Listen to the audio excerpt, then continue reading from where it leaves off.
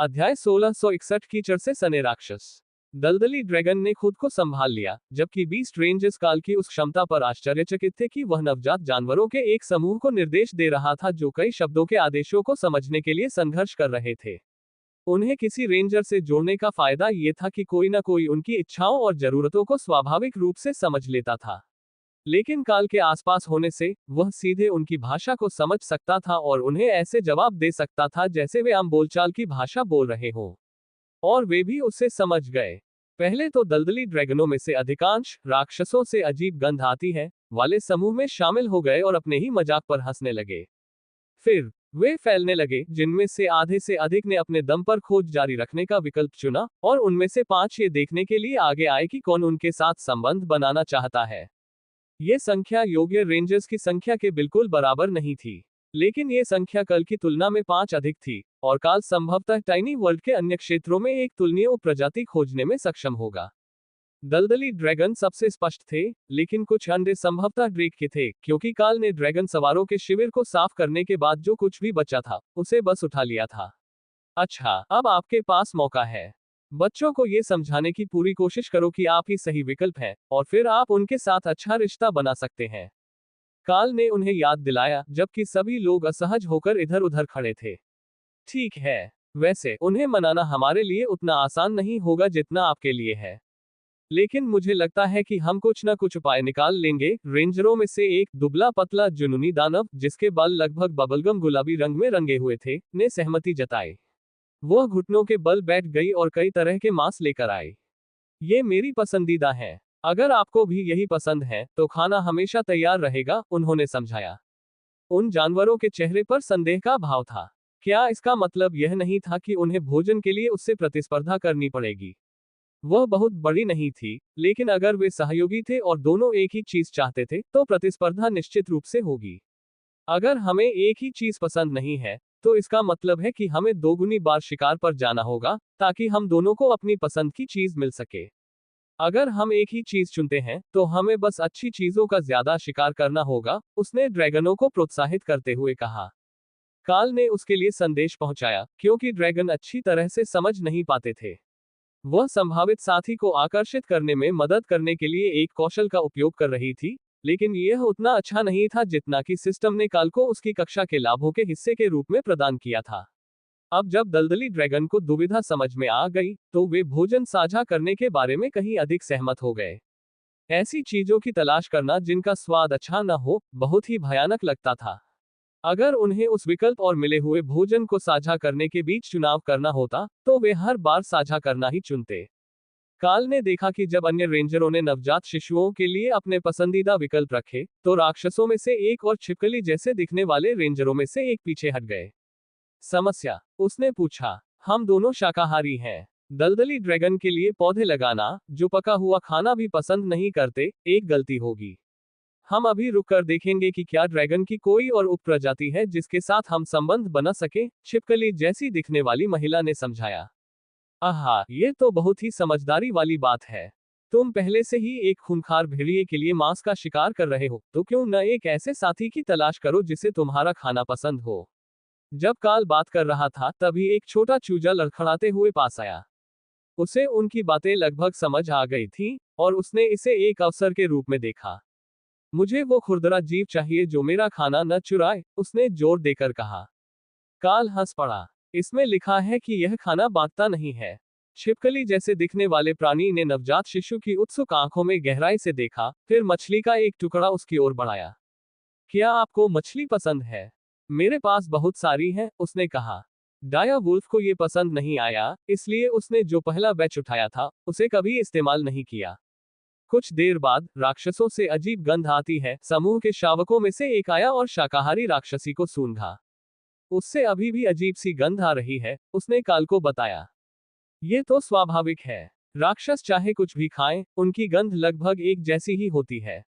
उस छोटे से जीव ने भौहें चढ़ाई, जो वास्तव में उसकी आंखों को आंशिक रूप से बंद करने जैसा था, क्योंकि दलदली अजगर के पास होंठ नहीं होते जिन्हें वह समायोजित कर सके।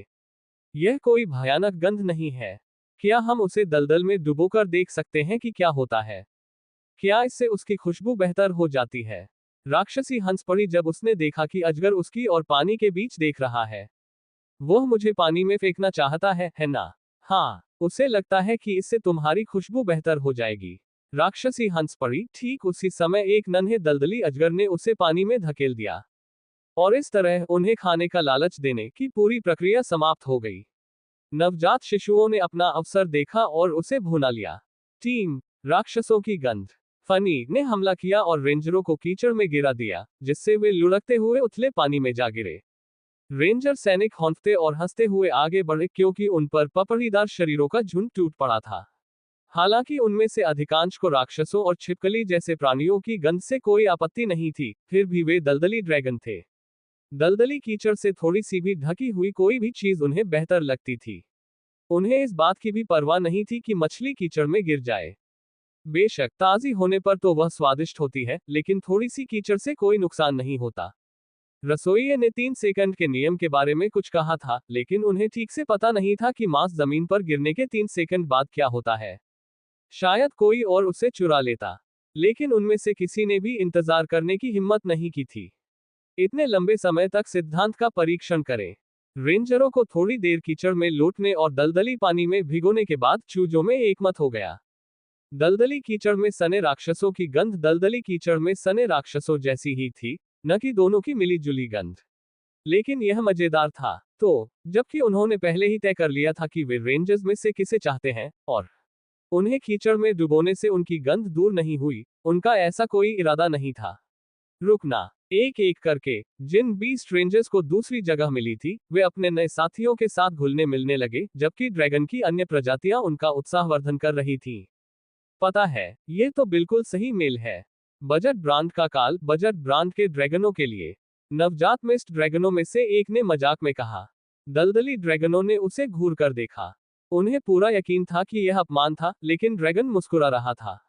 इससे यह समझना मुश्किल हो गया कि किसी और ने प्रतिक्रिया दी या नहीं।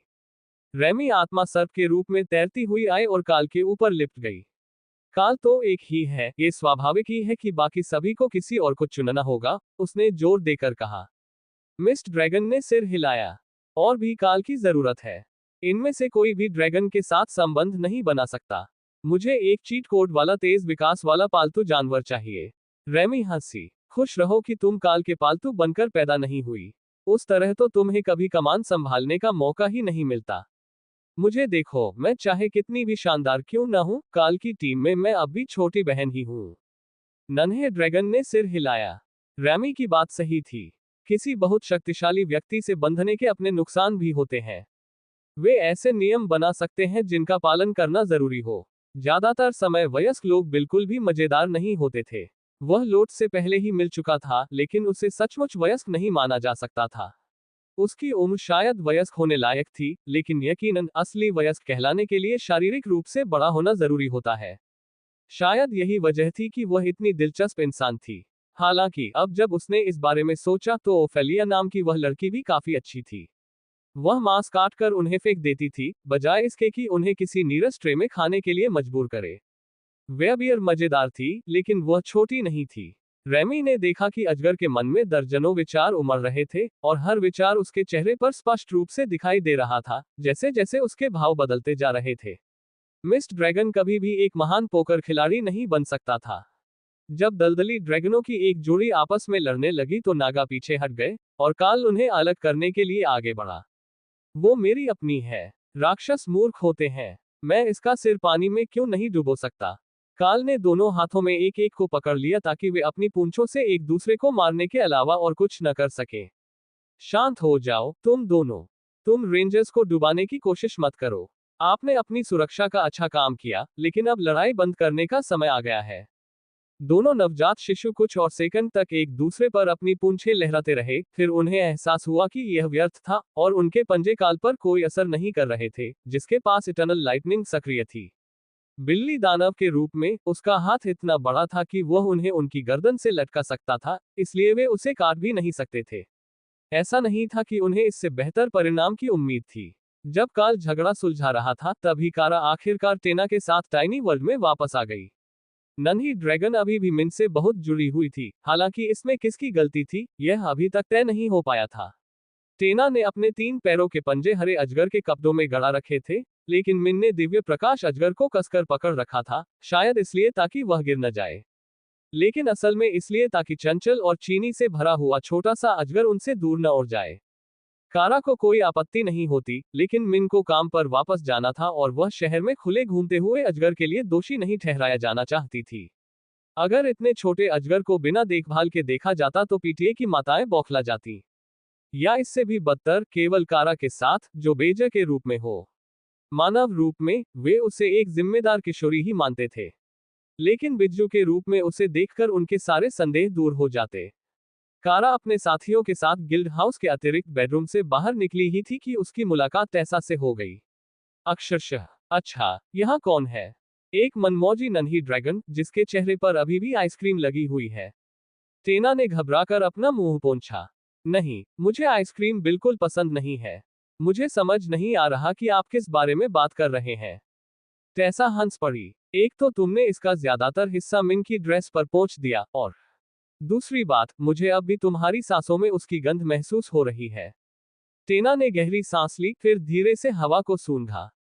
लाल ड्रैगन पुजारिन सही थी, उसे अभी भी आइसक्रीम की खुशबू आ रही थी। यह मांस की बदबू से कहीं बेहतर थी, लेकिन इससे उनकी पहचान जरूर उजागर हो जाएगी। भ्रमण, तुम्हें रात के खाने के लिए जगह बचाकर रखनी चाहिए थी। बढ़ते हुए चूजे सिर्फ आइसक्रीम खाकर जीवित नहीं रह सकते, चाहे आंटी कारा ने तुम्हें कुछ भी कहा हो।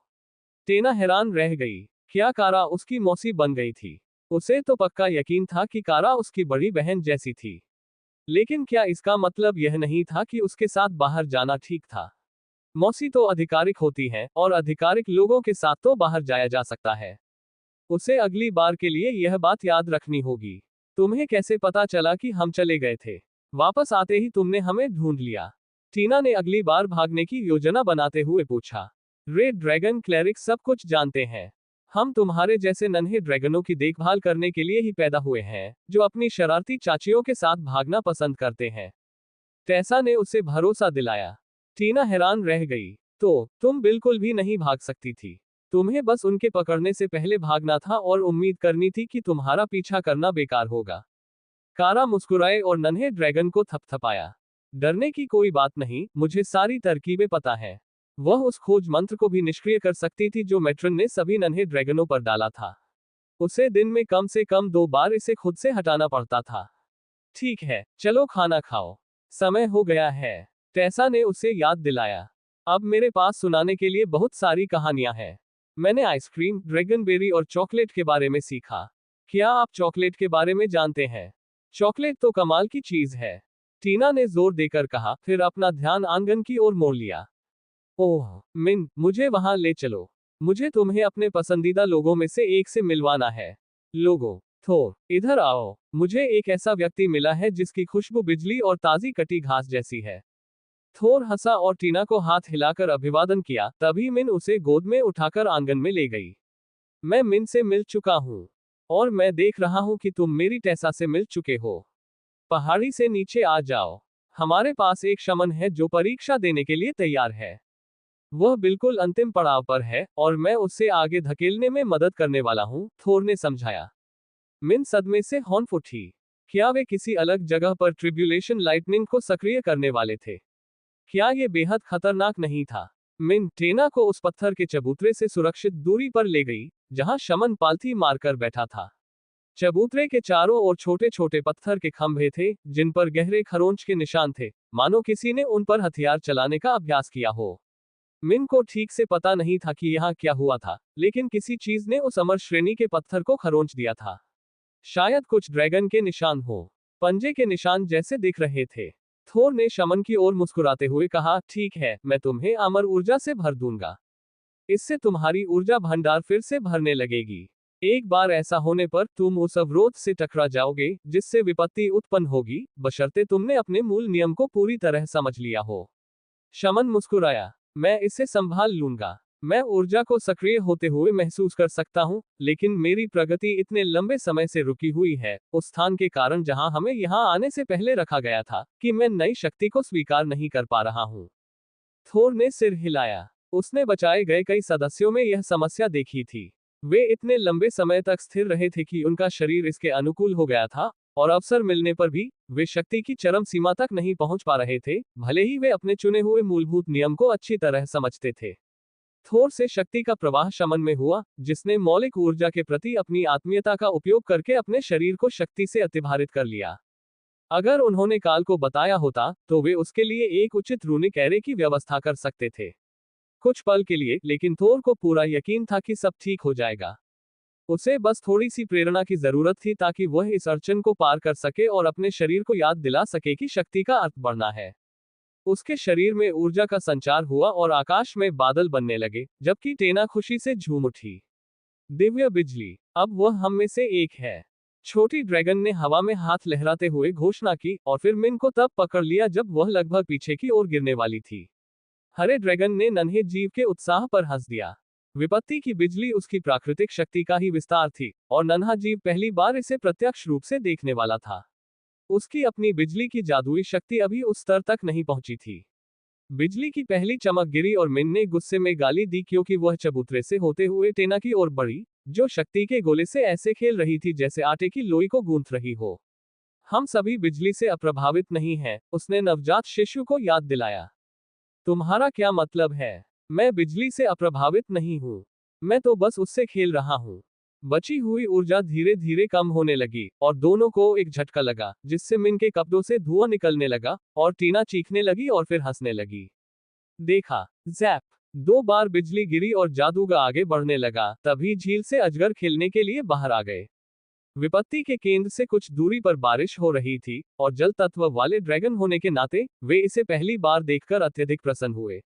नन्ही दुनिया में बारिश तो होती थी, लेकिन आमतौर पर एक नियमित समय सारणी के अनुसार, अलग अलग मात्रा में, ताकि हर क्षेत्र के पेड़ पौधों को पर्याप्त बारिश मिल सके। लेकिन विपत्ति के तूफान के साथ ऐसा नहीं होने वाला था। ये बस मूसलाधार बारिश थी, जिसके केंद्र में बिजली गिर रही थी, जिसे प्रशिक्षण मंच के मजबूत खंभों ने काफी हद तक रोक दिया था। इसीलिए थोर उसे उस खास जगह पर ले गया था। यदि कोई भी प्रहार चूक जाता, तो खंभे उसे अवशोषित कर लेते, और वे उस ऊर्जा को समाहित कर लेते जो स्वाभाविक रूप से आगे बढ़ते हुए नए अमर प्राणी से बाहर निकलना चाहती थी। इससे उन्हें आगे बढ़ने के लिए अधिक संसाधन मिल गए और क्षेत्र में नुकसान भी सीमित रहा। तीसरा वार शमन पर लगा और तूफान थमने लगा। लेकिन प्रक्रिया सफल रही और वह आगे बढ़ गई। यह उनकी छोटी दुनिया में पैदा हुई पहली अमर प्राणी थी। यह इस बात का पक्का सबूत था कि अमर लोकों में पले बड़े मनुष्यों को एक वर्ग देने से वे अपेक्षाकृत तेजी से और प्रभावशाली ढंग से अमरता प्राप्त कर सकते थे। फिर से करो, थोर द्वारा शमन को उठने में मदद करने पर टीना ने उत्साह से कहा। बिजली गिरने से छिपकली जैसी दिखने वाली उस स्त्री की त्वचा से अभी भी धुआं निकल रहा था, और वह निश्चित रूप से बुरी हालत में थी। लेकिन वह जीवित और अमर थी। अब उसे बस अपनी अमर आत्मा को प्रकट करना सीखना था। यह एक बड़ा कदम होने वाला था, लेकिन इससे भी ज्यादा महत्वपूर्ण बात यह थी कि उसे कबीले से परिचित कराना होगा ताकि उसे उन संसाधनों तक पहुंच मिल सके जिनकी उसे जरूरत है। शायद वह यहीं रह सकती है और कोई उसके लिए किताबें वगैरह लाने के लिए काल के खाते का इस्तेमाल कर सकता है। लेकिन ये सबसे अच्छा तरीका नहीं था, और जब तक वह कबीले की सदस्य नहीं बन जाती, तब तक उसे कबीले के कौशल भंडार में लाना संभव नहीं था। इसलिए उन्हें एक बुजुर्ग को यहाँ बुलाना होगा और उन्हें कुछ बातें समझानी होंगी कि क्या हो रहा है, चल रहा है। सवाल ये था, कौन सा? अधिकांश वरिष्ठ अधिकारी भरोसेमंद थे, अगर वे भरोसेमंद नहीं होते तो उन्हें ये पद नहीं मिलता। लेकिन मिन को भी यह एहसास हो गया था कि आप किसी को भी यूं ही नहीं ला सकते। छोटी दुनिया, इस जगह पर बहुत कुछ था, बहुमूल्य संसाधन, नवजात ड्रैगन, गुप्त ज्ञान।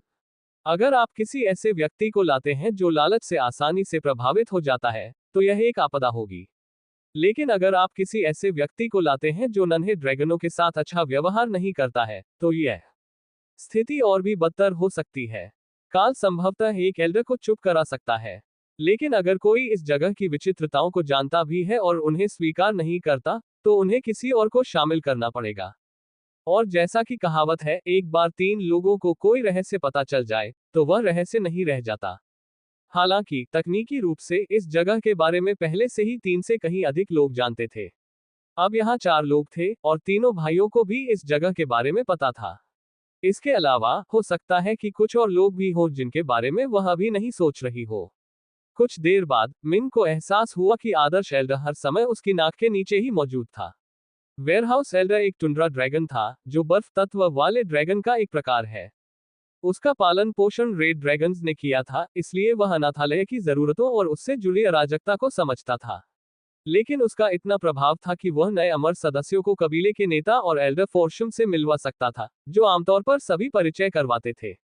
ये बिल्कुल सही रहेगा। हालांकि उसका इरादा ऐसा तुरंत करने का नहीं था। नया अमर व्यक्ति 1-2 दिन घर पर ठीक रहेगा और संभवतः जश्न मनाया जाएगा, और संभवतः अब और भी लोग आगे बढ़ने की कोशिश करेंगे, क्योंकि थोर ने साबित कर दिया है कि वह ऐसा कर सकता है। साथ ही वह उस नवजात शिशु को मारना नहीं चाहती थी। उसके अपने बच्चे कभी नहीं हुए, आखिर वह अभी भी अपेक्षाकृत युवा ड्रैगन थी। लेकिन इसका मतलब यह नहीं था कि एक हरे ड्रैगन को बच्चे पसंद नहीं थे। मिन को अपने सिर पर कुछ खिंचाव महसूस हुआ और उसने टीना को अपने बालों से दूर हटाया, तो पाया कि छोटी बच्ची के दांतों में गुलाबी बाल फंसे हुए थे। मुझे पता है कि यह मिठाई जैसा दिखता है, लेकिन ये खाने योग्य नहीं है, उसने चेतावनी दी। खैर, अब मुझे ये पता चल गया है। ड्रैगन की आवाज में झुंझलाहट सुनकर टेसा हंस पड़ी, जब उसे एहसास हुआ कि मिन के बाल जादू से रंगे गए थे और वास्तव में वह कोई फैशनेबल नाश्ता नहीं थी। चूंकि वह एक हरी ड्रैगन थी, इसलिए संभव था कि वह खाने की चीजें पहनती हो। कई पुजारिनें मिठाई के हार या औषधीय गोलियों वाले हार पहनना पसंद करती थीं। इस तरह वे हमेशा आपकी जरूरत के समय तैयार रहते थे, और अगर किसी कारणवश आप अपनी इन्वेंट्री का उपयोग करने में असमर्थ भी हो जाते, तो आप बस हार को काटकर काम चला सकते थे। मिन ने टेना को दोबारा अपने बालों को छूने देने के बजाय उसे सूखे मांस का एक टुकड़ा थमा दिया। उसने उसे शुगर फ्री लॉलीपॉप देने के बारे में सोचा, लेकिन आइसक्रीम के चम्मच वाली घटना के बाद शायद उसे ऐसे खाद्य पदार्थ देना जल्दबाजी होगी जिनमें न खाने योग्य हिस्से हो। अब जब उसने इस बारे में सोचा, तो उसे वास्तव में बच्चे को नीचे रखकर बड़े को ढूंढने जाने की जरूरत नहीं थी। उन्हें पहले से ही पता था कि वे आज साथ हैं, इसलिए वह काम पर वापस जा सकती थी और उनसे बात कर सकती थी। यकीनन वह इस अद्भुत जगह को देखने का मौका नहीं ठुकराएगा। उसे काल या किसी और से अनुमति लेनी ही होगी, क्योंकि उसे बिल्कुल भी अंदाजा नहीं था कि उनकी मदद के बिना वह वास्तव में वहां से कैसे निकल पाएगी। पोर्टल बनाना उसकी विशेषज्ञता नहीं थी, और जिस कमरे में कारा उन्हें लेकर आई थी, उसमें केवल एक ही दरवाजा था। वे अपार्टमेंट में दाखिल हुए, और जैसे ही दरवाजा बंद हुआ, कारा उन्हें इस जगह पर ले आई। यह अपार्टमेंट का बदला हुआ हिस्सा नहीं था, बल्कि एक बिल्कुल अलग शैली में सजाया गया था, और यह जगह इस छोटी सी दुनिया से आकार में कई गुना छोटी थी। तुम क्या सोच रही हो? थोर ने पूछा जब उसने देखा कि मिन लापरवाही से टेना को सहला रही थी, जो अभी भी जादूगर के ठीक होने का इंतजार कर रही थी। मैं सोच रहा था कि नए अमर सदस्यों को कबीले से परिचित कराने के लिए वेयरहाउस एल्डर सबसे अच्छा विकल्प होगा। उसे और सामान की कोई जरूरत नहीं है, इसलिए वह यहाँ जो कुछ भी पाएगा, उसके प्रति लालची नहीं होगा। लेकिन वह सबसे उच्च पदस्थ एल्डर्स में से एक है, और एल्डर फोर्शम के लगभग बराबर शक्तिशाली है। तो ये प्रक्रिया काफी सुचारू रूप से चलनी चाहिए, और फोर्शम को इस बात से कोई आपत्ति नहीं होगी कि नए अमर लोगों को चुनने का कठिन काम कोई और कर रहा है। आमतौर पर उन्हें तो इन्हें ढूंढने के लिए यात्राएं करनी पड़ती हैं। नश्वर लोगों के बुजुर्गों से इतने सारे संदेश आते हैं, और इसमें उनके दिन का काफी समय लगता है, मिन ने समझाया। थोर ने सिर हिलाया। और हम उन्हें सीधे उसके पास ला सकते हैं। हमें बस उसे अपार्टमेंट के दरवाजे तक लाना है, जो गोदाम से कुछ ही मिनटों की दूरी पर है। मिन मुस्कुराई। ये बंदरगाह के रास्ते में भी पड़ता है, और वह वैसे भी हर दिन एल्डर मेल्कम और समुद्री व्यापारियों से मिलने के लिए वहां जाता है। टेसा हंस पड़ी जब उसने मिन की ड्रेस से उस नवजात शिशु को हटाने की कोशिश की, लेकिन वह असफल रही। खैर, इससे हमारी जिंदगी आसान हो जाएगी, बशर्ते वह समझे और कोई अजीब विचार न रखे। यहाँ ज्यादातर लोग या तो हिरासत में थे, अमर लोगों द्वारा बंदी बनाए गए, या समाज द्वारा बहिष्कृत। अमर लोक में प्रवेश करना ही उनमें से आधे लोगों के लिए दर्दनाक अनुभव होगा, और ये दीक्षा से पहले की बात है। वह जितनी दिखती है उससे कहीं अधिक जुझारू है, लेकिन वह युद्ध विशेषज्ञ नहीं है। उसने शमनवादी जादू के उपचार और दूर से प्रहार करने वाले मौलिक जादू का मार्ग चुना है।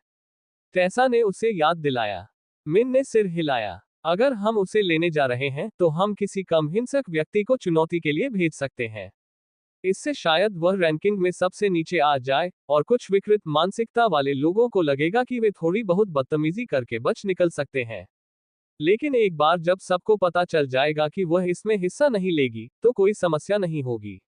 आप जानते ही हैं कि कबीले के लोग कैसे हैं, वे ज्यादातर समय काफी शांत रहते हैं। टेसा हंस पड़ी और मिन ने अपना माथा पीट लिया। हाँ, मैं भूल गया था। आपको नहीं पता कि यह कबीला कैसा है। लेकिन जल्द ही पता चल जाएगा।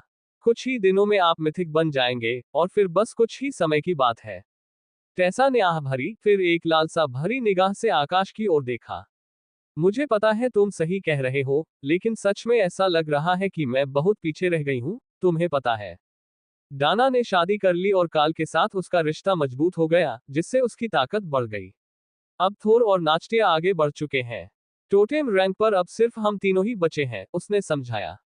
कम से कम चूजे तो अब भी तुम्हारा सम्मान करते हैं, मिन ने मददगार लहजे में कहा।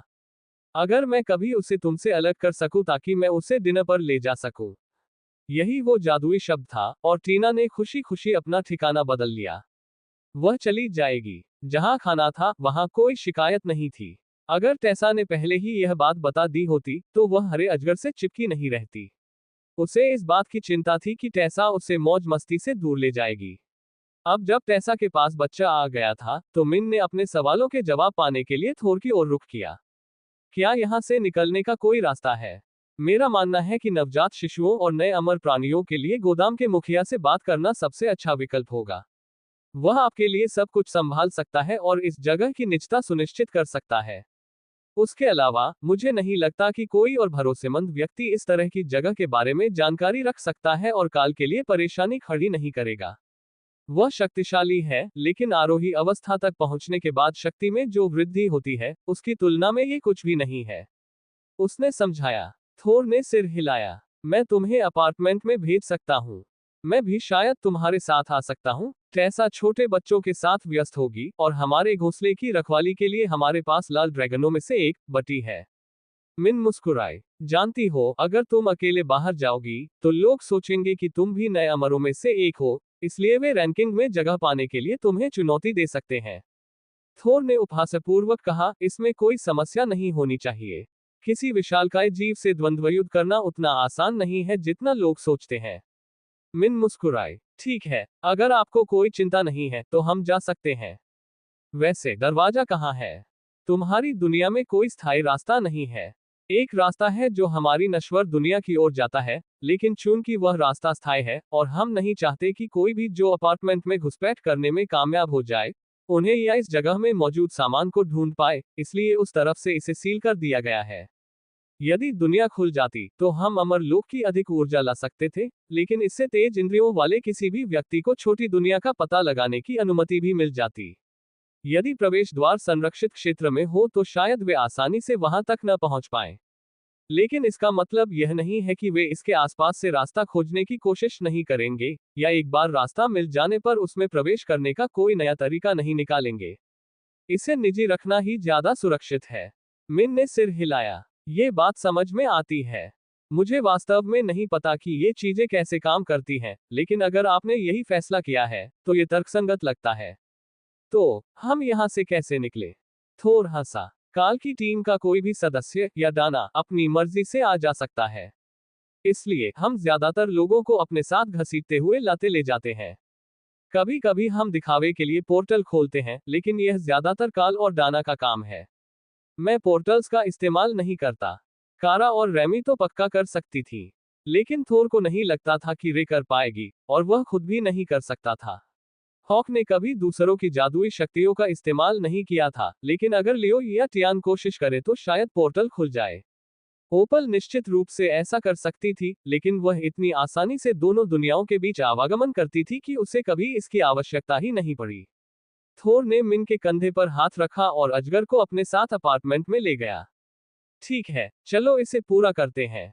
क्या आपको पता है कि आपका एल्डर कहाँ है?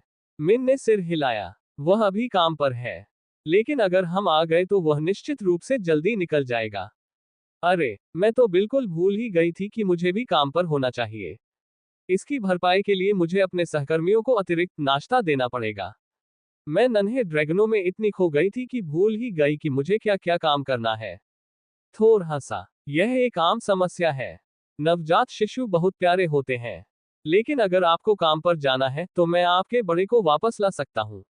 मिन ने सिर हिलाया। यह ज्यादा जरूरी है। वे समझ जाएंगे कि मुझे छुट्टी की जरूरत थी। वे अपार्टमेंट से निकलकर गोदाम की ओर बढ़े, लेकिन पहले ही मोड़ पर उन्हें रास्ता निचले दर्जे के कबीले के सदस्यों के एक समूह द्वारा अवरुद्ध मिला, जो स्पिरिट इमॉर्टल चार्ट के आधार पर मिन से भी ऊंचे दर्जे के थे। मिन, मैंने सुना है कि तुम नए अमर लोगों के साथ छुप छुप कर घूम रहे हो। अजनबी, मैं तुम्हें पद के लिए द्वंद्वयुद्ध की चुनौती देता हूँ। सबसे लंबे कद के आदमी ने घोषणा की। ओह, मुझे नहीं लगता कि यह अच्छा विचार है। हम बड़ों से बात करने जा रहे हैं, मिन ने कहा। अरे, इसमें ज्यादा समय नहीं लगेगा। वैसे भी हमारे पास एक वैद्य मौजूद है, वह अपनी दीक्षा से जल्द ही उबर जाएगा, युवक ने कहा। थोर मुस्कुराया। मुझे लगता है कि गोदाम में एल्डर डगलस से मिलने से पहले हमारे पास एक 2 मिनट का समय है। चुनौती देने वाले ने कबीले को संदेश भेजा, जिसमें बताया गया कि 5 मिनट में अखाड़े में दीक्षा द्वंद्वयुद्ध होगा। इससे बड़ों का ध्यान आकर्षित हुआ, क्योंकि उन्होंने पिछले कुछ दिनों में कबीले में किसी नए सदस्य को शामिल नहीं किया था। यदि कोई व्यक्ति किसी गलतफहमी को लेकर किसी बाहरी व्यक्ति को चुनौती दे रहा हो, हो सकता है कि उन्हें किसी वास्तविक लड़ाई को रोकना पड़े। उन्हें सबसे पहले खोजने वाला एल्डर अल्कमी हॉल का एल्डर सुक्रेत था, जो बस हंस पड़ा और उन्हें अखाड़े की ओर ले गया। ओह, ये तो बहुत बढ़िया होगा। मेरी शिष्या रेमी ने मुझे अपने बड़े भाई के बारे में सब कुछ बताया है। थोर, आपसे पहली बार मिलकर अच्छा लग रहा है। मैं रसायन शास्त्र के हॉल का सुकरात हूँ। थोर ने उनसे हाथ मिलाया। आपसे मिलकर मुझे भी बहुत खुशी हुई। सिस्टर रेमी के पास आपको दिखाने के लिए कई नई चीजें हैं। हमारी हालिया यात्रा बहुत सफल रही। उन्होंने अपने ग्रीनहाउस के लिए 1 दर्जन से अधिक नई प्रजातियां खोज निकाली हैं। अगर चुनौती देने वाला थोड़ा समझदार होता, तो उसे समझ आ जाता कि कुछ गड़बड़ है। लेकिन एल्डर ने थोर से ऐसे बात की जैसे वह उससे पहले कभी मिला ही न हो, इसलिए थोर कबीले में नया ही होगा, जिसका मतलब था कि वह एक वैध चुनौती था। लक्ष्य, उसे अभी तक यह एहसास नहीं हुआ था कि थोर एक विशालकाय जीव था, और यह कि दिव्य जीव आमतौर पर अपनी अमर आत्माओं के पूर्ण रूप से विकसित होने के साथ अमरता प्राप्त करते हैं। यह उस प्रजाति का स्वभाव ही था। जैसे ही वे अखाड़े की ओर बढ़े, एल्डर डगलस गोदाम से उनके साथ शामिल हो गए, साथ ही ड्यूटी पर मौजूद दोनों अन्य क्लर्क भी उनके साथ आ गए। मिन, तुम्हें एक नन्हे बच्चे के साथ देखने के बाद आज फिर से देखने की मुझे उम्मीद नहीं थी। क्या आप चुनौती स्वीकार करने आए हैं? उन्होंने पूछा। मैं तुमसे मिलने आया था। थोर और काल को तुमसे कुछ बातों पर चर्चा करनी है। एक तो नए शमन के बारे में, और गोदाम से संबंधित कुछ अन्य बातें भी। चीजें, बुजुर्ग ने आह भरी। मुझे इसी बात का डर था। पिछली बार जब उन्होंने मुझे काल के गोदाम से संबंधित मामलों को सुलझाने के लिए बुलाया था, तो पूरी तरह से अफरा तफरी मच गई थी। मुख्यतः इसलिए क्योंकि काल ने उसके सामने ही सब कुछ अपग्रेड कर दिया था और अन्य एल्डर्स उस नई कला का उपयोग कर रहे थे। अगर डगलस इसे बड़े पैमाने पर जारी रखने की योजना बना रहा था, तो वह निश्चित रूप से मिन को संपर्क अधिकारी नियुक्त करने वाला था ताकि उसे यह काम खुद न करना पड़े। वेयरहाउस एल्डर मिन के बगल में चलने के लिए आगे बढ़ा। आप इस नए तांत्रिक के बारे में क्या कह रहे हैं? क्या वे कोई शिल्पकार है? उसने पूछा। नहीं, कबीले में एक नए अमर को शामिल किया जाएगा। हालांकि उनके हालात थोड़े अनोखे हैं और काल से जुड़े हैं। मुझे नहीं पता कि आपको पहले से कितनी जानकारी है, इसलिए मैं चाहूंगा कि आप उससे दोबारा मिलने के बाद वह खुद समझाए। मैं तुम्हें उसके अपार्टमेंट में वापस ले जाने की उम्मीद कर रहा था, लेकिन किसी ने थोर को देख लिया और उसे रैंकिंग की लड़ाई के लिए चुनौती दे दी। बुजुर्ग ने धीरे से पलकें झपकाईं। क्या किसी ने उसे चेतावनी दी थी कि बेहेमोथ उसे सबके सामने अपमानित करने वाला है? मिन ने सिर हिलाया। यह अचानक हुआ और हमें मौका ही नहीं मिला। हालांकि उसे जल्द ही पता चल जाएगा। असल में मुझे ये देखने की उत्सुकता है कि थोर द्वंद्वयुद्ध कैसे लड़ता है। वह आमतौर पर अपनी लाल ड्रैगन पुजारिन पत्नी की रक्षा करने वाला एक योद्धा होता है, लेकिन जहां तक वास्तविक द्वंद्वयुद्ध कौशल की बात है, मुझे नहीं पता कि उसके पास क्या है, खासकर मानव रूप में। वे अखाड़े में पहुंचे और मिन बड़े बुजुर्ग के पीछे पीछे दर्शक दीर्घा में चली गई, जबकि थोर चुनौती देने वाले के साथ रेत पर चला गया। दर्शक दीर्घा पहले से ही उत्सुक कबीले के सदस्यों से भर रही थी। नया आदमी देखने में कुछ खास नहीं लग रहा था। उसके कान और हरे बाल देखकर लग रहा था कि वह आधा एल्फ या आधा फे है, लेकिन वह एल्फ प्रजाति के लोगों की तुलना में बहुत बड़ा था, जब तक कि उसका दूसरा हिस्सा बहुत ही ताकतवर न हो।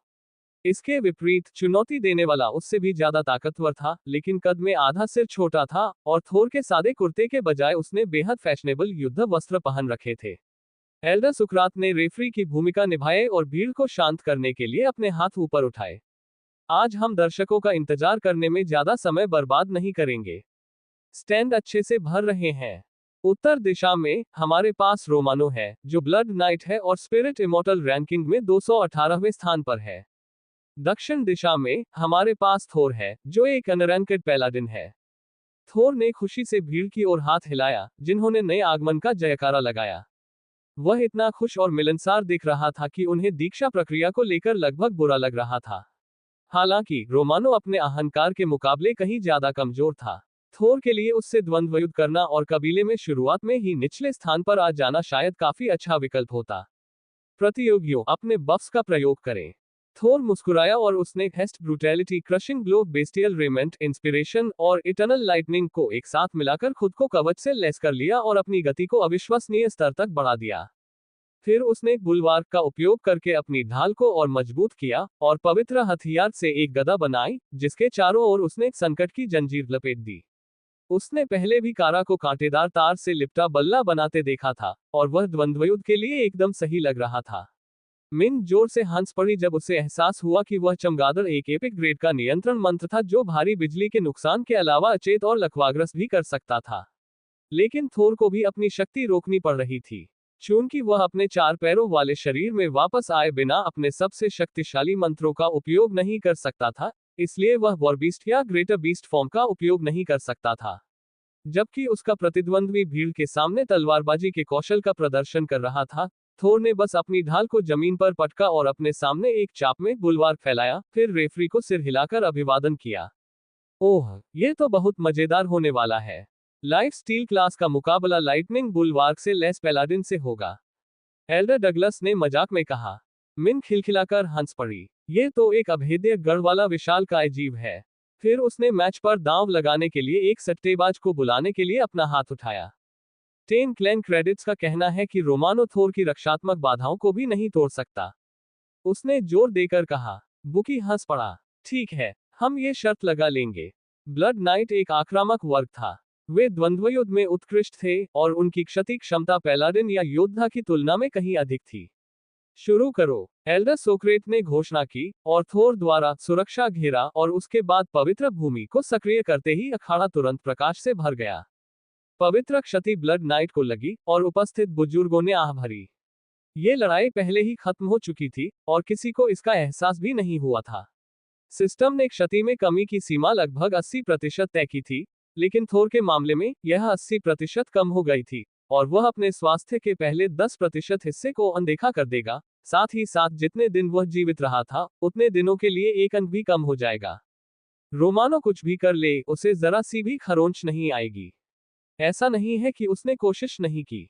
सुनहरी रोशनी में लाल रंग की झलक दिखाई दी जब रोमानो ने शक्ति से भरपूर होकर डेडली बर्स्ट को सक्रिय किया, जो हमलों की एक बौछार थी जिससे थोर की ढाल से बिजली की चिंगारियां निकली, जो हवा में कड़कती हुई गूंज रही थी, और बुलवार्क ने नुकसान को अवशोषित कर लिया।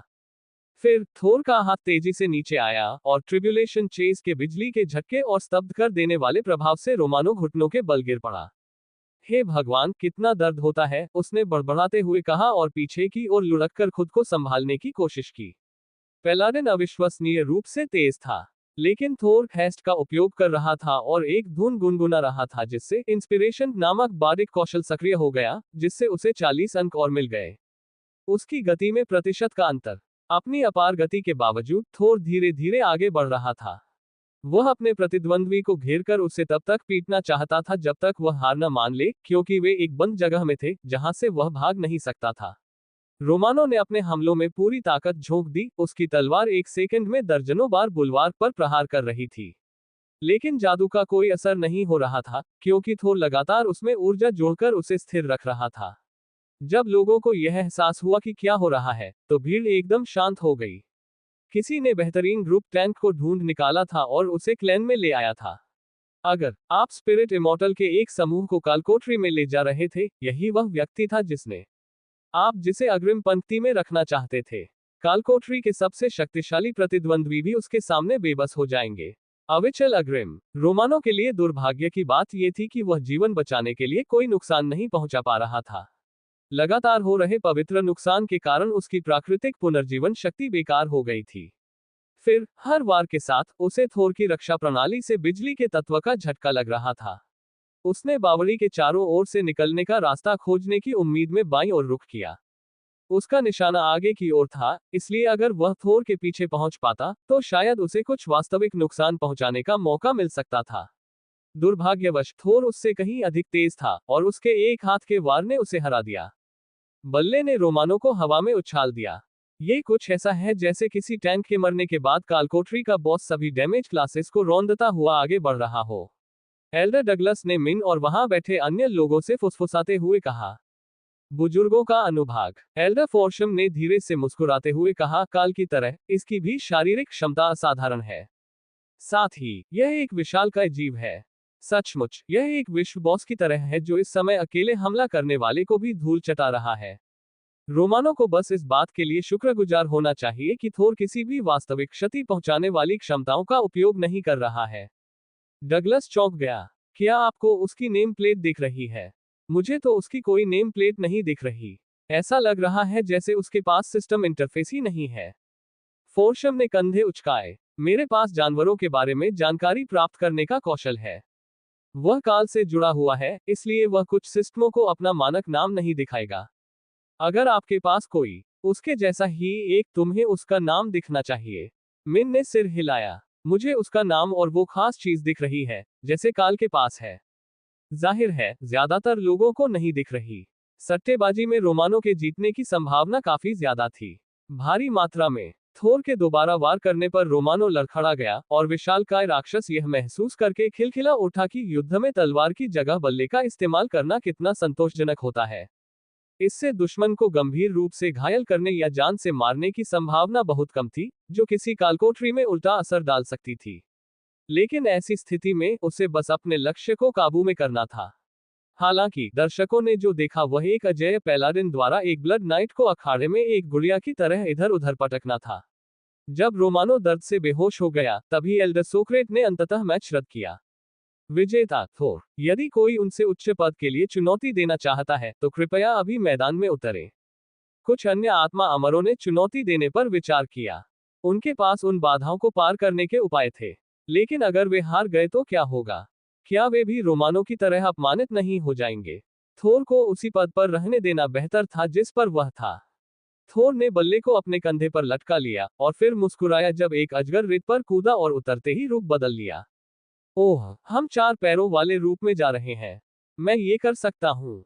अजगर हंसा, फिर उसका चेहरा पीला पड़ गया जब थोर अपने स्वाभाविक रूप में परिवर्तित हो गया, और फिर उसने अपनी शारीरिक क्षमता को बेहतर बनाने और कवच जोड़ने के लिए वॉरबीस्ट मंत्र का प्रयोग किया। अपने पूरे आकार की तुलना में थोर का आकार अभी भी छोटा था, लेकिन वह अमर रेत के ड्रैगन जितना ही विशाल था। ओह, ये तो बहुत गड़बड़ होने वाली है। मिन हंस पड़ी। थोर के दांत नहीं थे, वह शाकाहारी था, लेकिन उसकी चोंच बेहद नुकीली थी, इतनी बड़ी कि अगर वह किसी अजगर को पकड़ ले तो उसका पैर काट सकती थी। साथ ही उसके 3 विशाल सींगों के कारण वह आसानी से निशाना नहीं बन सकता था। इससे भी बुरा ये हुआ कि वॉरबीस्ट ने उसकी पूंछ के सिरे पर एक विशाल नुकीली गेंद दे दी। अगर वो वार हो जाता तो एक ड्रैगन को भी अपने उन फैसलों पर पछतावा होता जिनकी वजह से वो इस मुकाम पर पहुंचा था। असल में लड़ाई अभी शुरू भी नहीं हुई थी और उसे पहले से ही रिंग में उतरने का पछतावा हो रहा था। मिन ने धैर्यपूर्वक लड़ाई शुरू होने का इंतजार किया, फिर जैसे ही एक छोटी सी मूर बिल्ली उसकी गोद में उछल पड़ी, वह खुशी से गुनगुनाने लगी। और आप कौन है? मैं शेर हूँ। मैं काल के दोस्त को लड़ते हुए देखना चाहता था। मैं अपने पालतू एल्फ को शो में लेकर आया हूँ। मिन ने उसे हैरानी भरी नजरों से देखा, तभी उसकी नजरों ने उस छोटी लड़की को भीड़ में अपनी बिल्ली को ढूंढते हुए देखा। उसने अनिला को बड़ों के भाग की ओर इशारा किया और लड़की माफी मांगते हुए पास आ गई। माफ कीजिए, वो सुनना नहीं चाहता और लड़ाई देखने पर अड़ा हुआ है। उसने धीरे से कहा ताकि बड़ों की बातचीत में कोई बाधा ना आए। एल्डर फोर्शम ने उसे उठाया और अपने और मिन के बीच एक सीट पर बिठा दिया। चिंता मत करो, तुम्हारी ट्रेनिंग कैसी चल रही है? मैंने सुना है कि काल ने तुम्हें एडवांस्ड क्लास में दाखिला दिलाने में मदद की है। अनिला ने आह भरी। फॉरेस्ट स्टॉकर एक शानदार क्लास है। दिक्कत शेड से है। जब तक हम काम नहीं कर रहे होते, वह बिल्कुल नहीं सुनता। बिल्ली ने कंधे उचकाते हुए कहा, ऐसा नहीं होता। पालतू बोना आदेश नहीं दे सकता। एल्डर फोर्शम धीरे से हंसे। इस बारे में हमें बाद में बात करनी होगी। मुझे पूरा यकीन है कि आप उससे जुड़े हुए हैं, न कि इसके विपरीत। लेकिन आपने अपने गले में क्या पहना हुआ है? ये काल की ओर से एक उपहार है। एक विला स्टोन, ताकि जब हम काम नहीं कर रहे हों तो मैं अपने एल्फ को दूर रख सकूं। फोर्शम ने सिर हिलाया। उसे समस्या समझ आ गई थी। राक्षस पुरुष बिल्ली और बौने दोनों के साथ एक जैसा व्यवहार करता था, जिससे बिल्ली को ये लगने लगा था कि इस रिश्ते में वही मुखिया है। इसी वजह से वह रेंजर की तरह व्यवहार करती थी, जबकि बोना उसका पालतू साथी था। मैं तुम दोनों के लिए एक अच्छा ट्यूटर ढूंढूंगा। वे तुम दोनों को तेजी से आगे बढ़ने के लिए तैयार कर देंगे। उसने बिल्ली को बताया। धन्यवाद, आप इंसान के तौर पर बुरे नहीं हैं। फोर्शम ने मुकाबले की ओर देखते हुए अपनी ठुड्डी ऊपर उठाई। लड़ाई शुरू होने ही वाली है। विशालकाय राक्षस और अजगर चुपचाप एक दूसरे का आकलन कर रहे थे और एल्डर सोक्रेट द्वारा मैच शुरू करने का इंतजार कर रहे थे। दोनों ने अपनी शक्ति पूरी तरह से बढ़ा ली थी और अब लड़ाई शुरू होने से पहले बस दिमागी खेल चल रहा था। शुरू करना। दोनों एक दूसरे की ओर दौड़े और उनके पंजे सींगों के ऊपर बनी बाधाओं को खरोंचते हुए आगे बढ़े। फिर रेत का अजगर एक तरफ मुड़ा, हमले से बचते हुए, और थोर के पार्श्व भाग पर हमला करने की कोशिश की। तभी पूंछ वाली गेंद सीटी बजाती हुई उसकी दिशा में आई, इतनी तेजी से कि हवा भी चीखती हुई शिकायत करने लगी। ड्रैगन ने एक सुरक्षा कवच मंत्र से उसे रोक दिया, जो प्रभाव से चकनाचूर हो गया। फिर उस क्षेत्र के ऊपर आकाश से दिव्य बिजली चमकी और अजगर को जा लगी। सीधे तौर पर अजगर के फड़फड़ाने पर थोर आनंद से गुर्रा उठा। जब आप पृथ्वी तत्व के हों और स्वाभाविक रूप से उसके हमलों को जमीन पर ही रोकना चाहें, तो बिजली तत्व के विशालकाय जीव से लड़ना मूर्खतापूर्ण है। ड्रैगन दहाड़ा और अपने शरीर पर कांच जैसी एक सुरक्षात्मक परत बना ली, ताकि वह थोर के हमलों का निशाना न बने। पृथ्वी बिजली को आकर्षित तो करती है, लेकिन यह एक उत्कृष्ट विद्युत रोधक भी हो सकती है। दोनों परचमधारी योद्धाओं के बीच फिर से झड़प हुई और सैंड ड्रैगन हवा में उछल गया। उड़ने वाली प्रजाति के लिए यह कोई बड़ी बात नहीं थी, लेकिन अखाड़े की जगह सीमित थी और थोर के पिछले पैर जमीन से ऊपर उठ गए जब वह घूमा और अपनी पूंछ को चारों ओर घुमाया। नुकीली गेंद अजगर के बगल में लगी, जिससे वह इतनी जोर से बाधाओं से टकराया कि वे झिलमिला उठी। थोर ने जरा भी संकोच नहीं किया और हमला करते हुए और अधिक बिजली गिराई। बचाव में रेत चारों ओर घूमने लगी, हमले को रोक दिया और थोर के शल्कों को फाड़ दिया। अजगर ने अपने सींग पकड़कर विशालकाय राक्षस से लड़ने की कोशिश की, लेकिन थोर इतना शक्तिशाली था कि उसने उसे घुमाकर जमीन से ऊपर उठा लिया। विशालकाय राक्षस ने अपने आकार पर लगी कुछ पाबंदियां हटा दी, जिससे वह इतना बड़ा हो गया कि अजगर उसे रोक नहीं पाया। फिर थोर ने उसे दोबारा असंतुलित कर दिया और अपने अगले पैरों से उस गिरे हुए अजगर पर प्रहार किया। आक्रमण कौशल से परिपूर्ण पंजों ने उसकी बाधाओं को खरोंचा और बुलवार्क गिर गया। लेकिन इटरनल लाइटिंग अभी भी मौजूद था और ड्रैगन पहले से कहीं अधिक भद्दा दिख रहा था। सामान्य से अधिक। रुको, मैच खत्म हो गया है, एल्डर सुकरात ने पुकारा। अजगर ने झुंझलाहट से ऊपर देखा, फिर करवट बदली और खून की उल्टी कर दी। वह इतना क्रोधित था कि उसने ध्यान ही नहीं दिया कि बेहेमोथ ने उसकी पसलियों को कुचल दिया था और लगभग उसे जान से मार डाला था। थोर ने अपना असली रूप वापस धारण कर लिया और पवित्र भूमि के लक्ष्य को इस तरह बदल दिया कि ड्रैगन को सहयोगी माना जाए और मंत्र उसे ठीक कर दे। मरम्मत के अधिकांश काम करने के लिए पहले से ही वैद्य आ रहे थे, लेकिन उसने ऐसा नहीं किया। वह गलती से अपने अभ्यास साथी को मार डालना चाहता था। ड्रैगन से लड़ना मजेदार था, बस उन्हें असल में लड़ने के लिए और अधिक जगह की जरूरत थी। उनकी संख्या के हिसाब से मैदान काफी नहीं था। जब उसका प्रतिद्वंद्वी चलने फिरने लायक ठीक हो गया, तो थोर ने उसे खड़े होने में मदद की, फिर मुस्कुराते हुए उसकी पीठ से अखाड़े की रेत झाड़ दी। मैच के लिए धन्यवाद। मुझे काफी समय से कोई अच्छा अभ्यास साथी नहीं मिला था। अजगर ने उसे अविश्वास भरी नजरों से देखा। क्या उस विशालकाय जीव को लगा था कि वह दोबारा ऐसा करने के लिए स्वेच्छा से आगे आएगा? बिल्कुल नहीं। आप तो काफी कुशल हैं। मुझे जानकारी देने के लिए धन्यवाद, उन्होंने जवाब दिया। उस पल थोर का दिन पूरी तरह से बन गया। उसे न केवल किसी नए व्यक्ति के साथ अभ्यास करने का मौका मिला, बल्कि उन्होंने उसकी तारीफ भी की। आज एक अच्छा दिन था। अब उन्हें बस बुजुर्ग को स्थिति समझानी थी और उन्हें छोटी दुनिया में लाना था ताकि वे देख सके कि क्या हो रहा है, और उनका मिशन पूरा हो जाएगा। जब लोगों ने देखा कि थोर हर तरह के नुकसान पहुंचाने के प्रयास को आसानी से नाकाम कर देता है, तो किसी और ने उसे चुनौती देने का साहस नहीं किया। उससे ठीक से निपटने के लिए किसी विशेष कौशल या विशेष रूप से नुकसान पहुंचाने वाली क्लास की आवश्यकता होगी, और उनमें से कोई भी आज अखाड़े में पिटने के लिए उत्सुक नहीं था। विशेषकर वे लोग नहीं जिन्होंने उसके विरुद्ध दांव लगाकर ढेर सारा पैसा गंवा दिया था। थोर ने दांव लगाने वालों की जय जयकार और बधाई के बीच अखाड़े की रेत से विदा ली।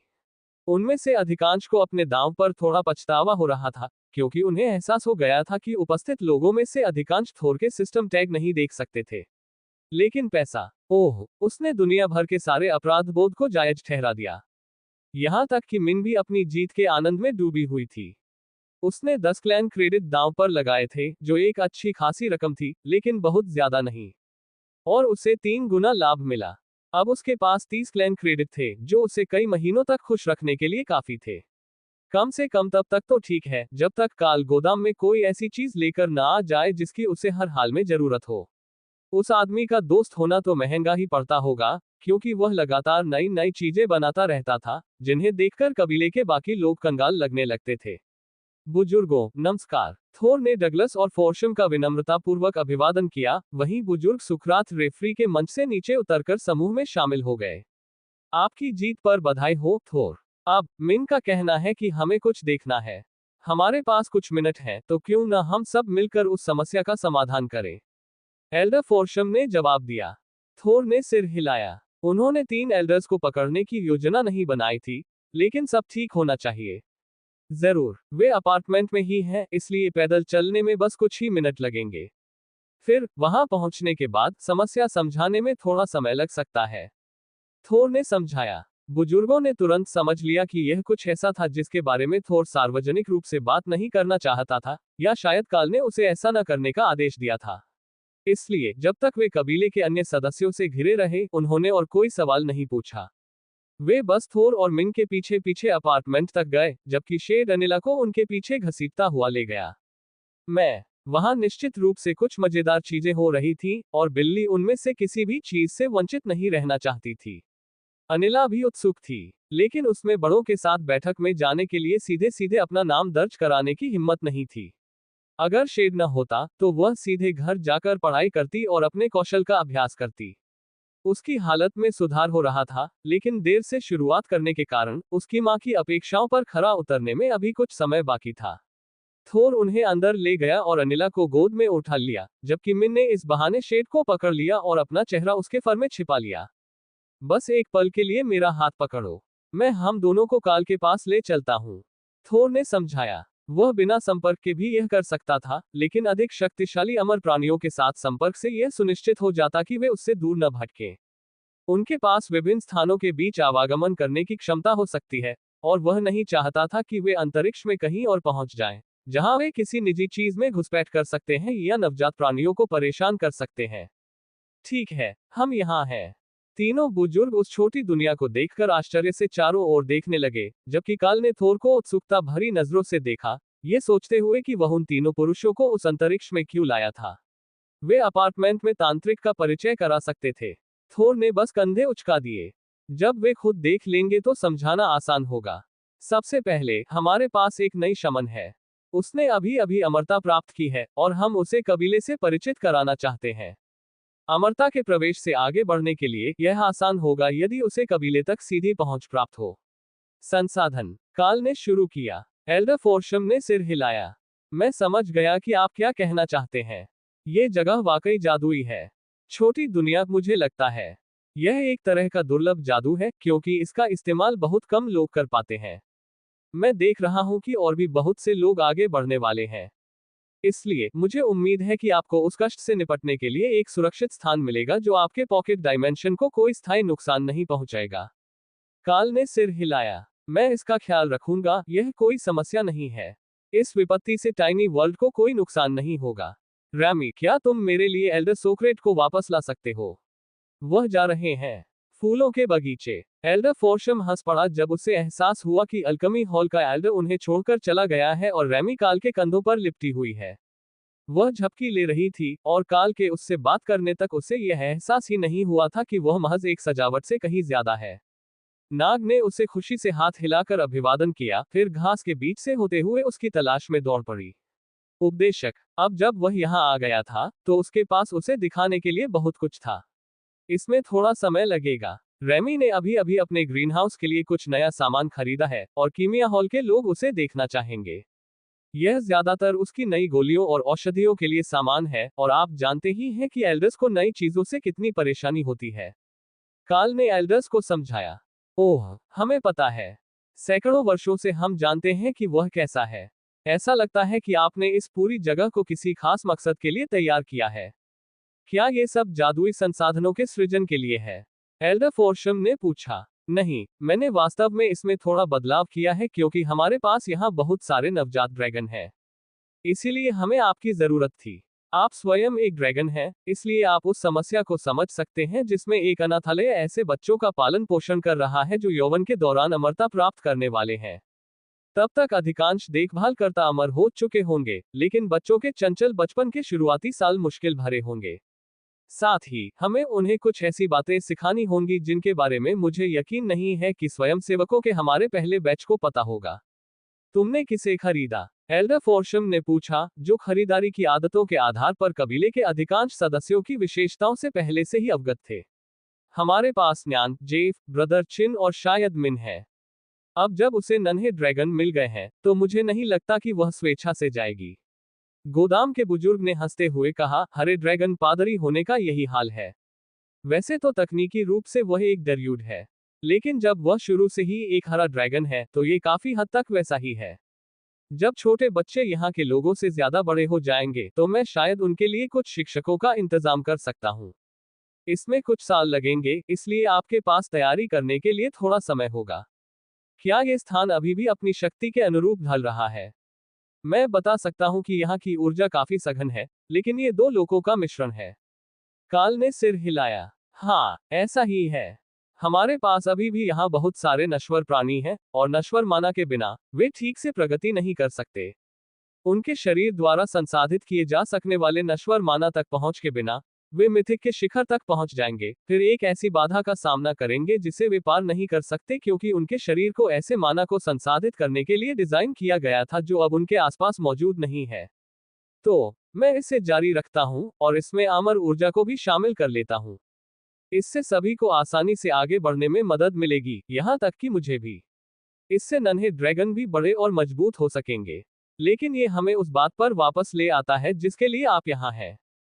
हमें कुछ चीजों की जरूरत होगी।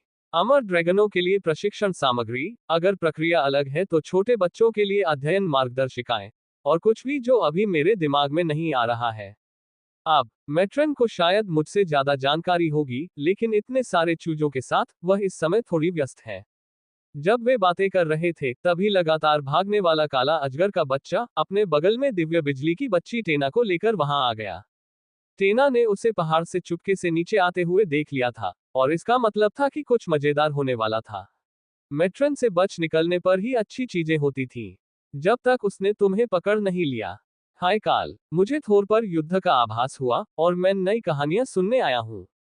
छोटे काले ड्रैगन ने समझाया। मैं इसलिए आई क्योंकि वह कुछ मजेदार काम कर रहा था, टेना ने आगे कहा। एल्डर डगलस हंसे। और अब मुझे समझ में आ रहा है कि अलग अलग प्रजातियों के अंडों से निकलने वाले बच्चों के साथ कितनी अफरा तफरी मच जाएगी। कुल कितने बच्चे होंगे? उप ड्रैगन प्रजातियों सहित 100 से कुछ अधिक। मैंने ड्रैगन शिकारी शिविर से अंडे बरामद किए हैं, इसलिए 1 दर्जन से अधिक विभिन्न प्रजातियां हैं, काल ने बताया। बड़े ने सुरक्षात्मक इशारा किया, जिसकी नकल दोनों नन्हे मुन्नों ने करने की कोशिश की। जब उन्होंने गोदाम के बड़े की नकल की तो फोशिम हंस पड़ा। यह कोई जादू या कौशल नहीं है, बस बुरी किस्मत को दूर भगाने का एक इशारा है। नन्हे मुन्नो, तुम्हारे नाम क्या है? मैं टीना हूं, और यह येवान है। वह आमतौर पर लोगों से बात नहीं करता, न ही धूप में निकलता है। येवान ने कंधे उचका दिए। बाहर उजाला था और बहुत सारे लोग थे, लेकिन उसे यह जानना जरूरी था कि थोर से लड़ने की कोशिश किसने की।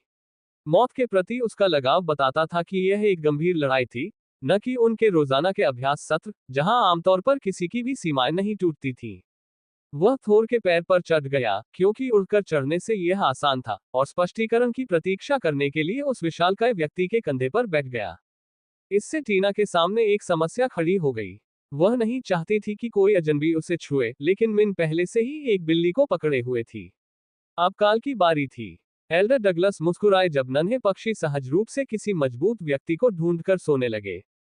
हालांकि वे यह बात मानना नहीं चाहते थे, लेकिन दोनों ही अपनी मेहनत से थक चुके थे। पहाड़ी की चोटी से यहाँ तक का सफर लंबा था और उन्होंने लगभग पूरी दूरी उड़कर तय की थी। ठीक है, मुझे समझ आ गया कि समस्या क्या है। आपको कबीले में एक शमन को शामिल करना है, और फिर अगले 1 साल में कम से कम 1 दर्जन और नए अमर सदस्य शामिल होने वाले हैं। चाहे हम इसे किसी भी तरह से देखें, इससे कुछ संदेह पैदा होना तय है। वे सभी एक दूसरे को जानते हैं, और चूंकि हम आमतौर पर उन्हें नश्वर दुनिया से एक एक करके चुनते हैं, इसलिए काल और दाना जैसे जुड़े बहुत कम ही मिलते हैं जो एक दूसरे को जानते हो। एक दूसरे एक ही स्थान से इतने सारे लोगों का आना कई सवाल खड़े करेगा कि आखिर किस तरह की नश्वर दुनिया इतने सारे अमर प्राणियों को जन्म दे सकती है और वहां तक कैसे पहुंचा जा सकता है। कबीले के कई सदस्य ये जानने की इच्छा रखेंगे कि नए सदस्य कहां से आए हैं, से मुख्यतः ये देखने के लिए कि उसके पास किस प्रकार के संसाधन हैं, और उन पर बची हुई नश्वर दुनिया की ऊर्जा को महसूस करना मुश्किल नहीं होगा।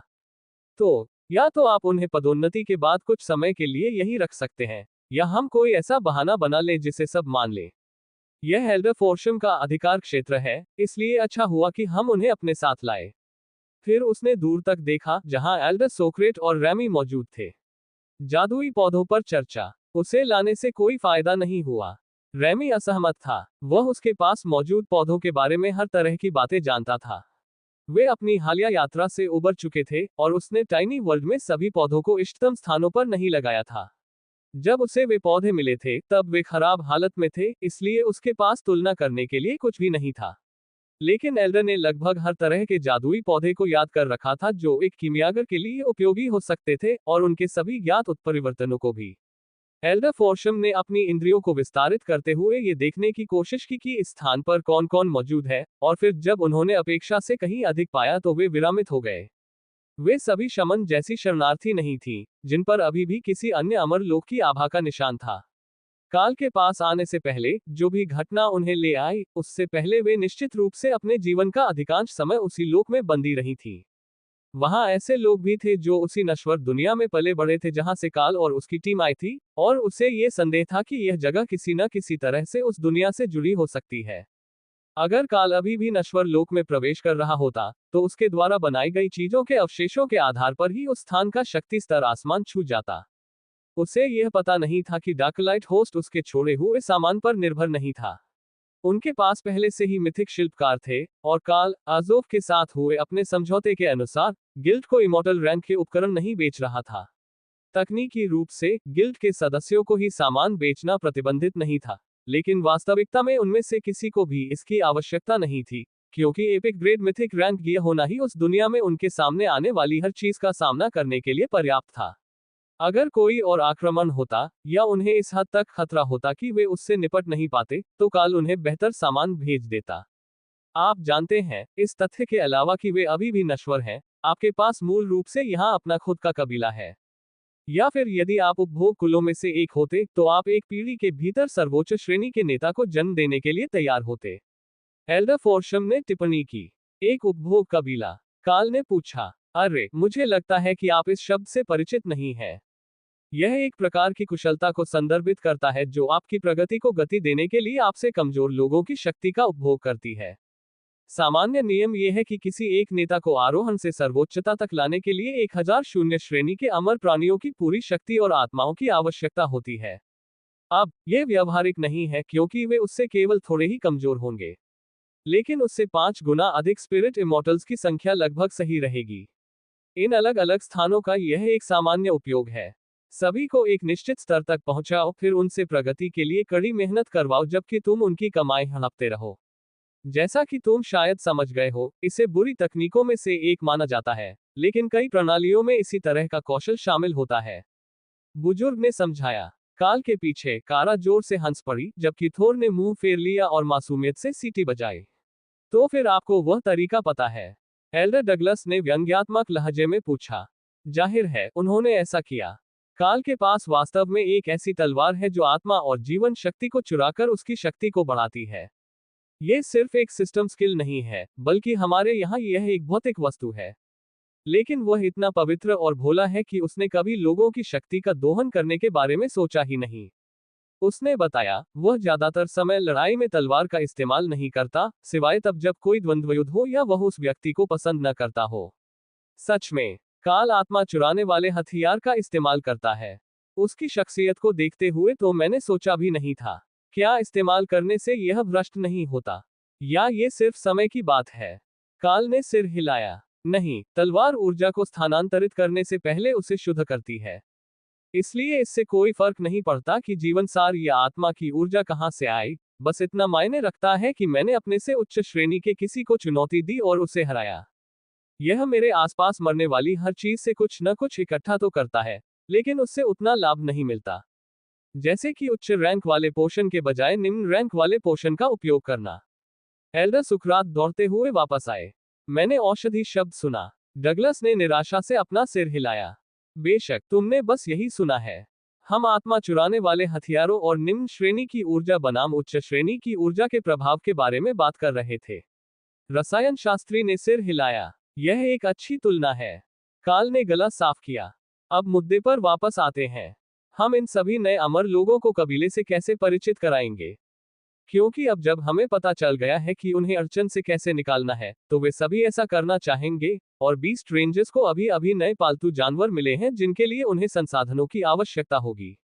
Beast rangers? एल्डर फोर्शम ने पूछा। ओह, वे एक उन्नत रेंजर क्लास हैं जो जादुई जानवरों को बांध सकते हैं। उनमें से कई ने दूसरा बंधा हुआ जानवर पाने का कौशल हासिल कर लिया है, और अपने मौजूदा डायर वुल्फ्स में स्वैम्प ड्रैगन्स को जोड़ लिया है। जब हमने उन्हें उनकी क्लास चुनने में मदद की तो उन सभी को एक जैसे जानवर मिले क्योंकि वही उपलब्ध थे। अब वे सभी अपने भेड़ियों के साथ अमरता प्राप्त करने वाले हैं। लेकिन दलदली ड्रैगन अभी बच्चे हैं, इसलिए उन्हें कुछ समय लगेगा। बुजुर्ग ने आह भरी। मुझे पूछने का पछतावा है। अगर आप सवाल पूछते रहेंगे तो यह एक आम राय बन जाएगी। हालांकि आप इसे कबीले के लिए एक शानदार अवसर के रूप में देख सकते हैं। वे सभी बहुमुखी कौशल वाले उत्कृष्ट लड़ाकू हैं, योद्धा नहीं। इसके अलावा जब ड्रैगन बड़े हो जाते हैं तो वे बेहतरीन टैंक होने के साथ साथ सवारी के भी काम आते हैं। बुजुर्ग के चेहरे से लग रहा था कि वे गहरी सोच में डूबे हुए हैं, इसलिए किसी ने उन्हें टोका नहीं। फिर उन्होंने अपनी बहन को बधाई देने आए कुछ छिपकली जैसे लोगों को घूर कर देखा। रुको, क्या ये सभी डाकलाइट होस्ट गिल्ड के सदस्य हैं? उसने पूछा। ओह हाँ, हमने उन्हें इसलिए शामिल किया ताकि हम गिल्ड की ओर से उन्हें कालकोठरियों में भेज सकें। माइथिक रैंक से शुरुआत करने के बाद कौशल अंक हासिल करने का यही एकमात्र तरीका था। काल ने समझाया। और आपको नहीं लगता कि यह कोई समस्या हो सकती है? नहीं, बुजुर्ग सुकरात ने अपने समकक्ष के कंधे पर थपथपाया। इसे मुझे संभालने दीजिए, मुझे अनुभव है।